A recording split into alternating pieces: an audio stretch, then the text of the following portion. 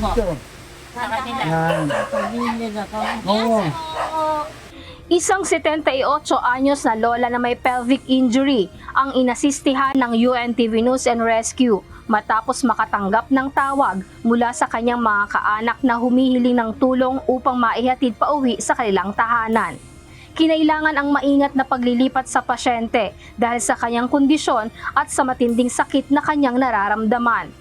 Ang kalagayan naman ngayon ng patient natin is hindi siya makatayo dahil sa meron siyang dati ng pelvic fracture, and then recently nadulas na naman siya. So minarapat ng kaanak na ipa-check yung pasyente para matingnan nila kung mas lumala yung fracture ng patient sa kanyang pelvic area.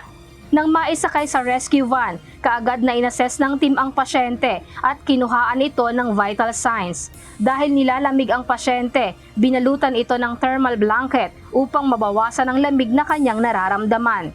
Bukod sa pelvic injury, napag-alaman din na pangalawang beses nang nadulas ang pasyente. At ayon sa kaanak, may problema din sa puso ang pasyente at may chronic kidney disease ito.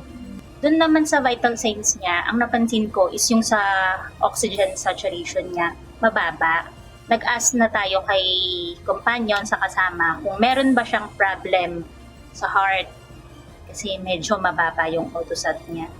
Doon napag-alaman natin na meron siyang problema sa heart, nagkakaroon daw ng lumalaki daw yung kanyang puso.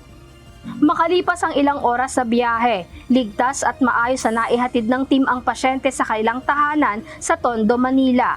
Bago tuluyang umalis, siniguro ng mga responder na nasa maayos sa kalagayan ng pasyente at maayos itong naipasa sa pag-aaruga ng kanyang mga kaanak. Sa mga nangangailangan ng agarang tulong sa panahon ng aksidente o sakuna, maaaring makipag-ugnayan sa UNTV News and Rescue Hotline 8911-UNTV o 8911-8688. Lizel Nael, UNTV News and Rescue.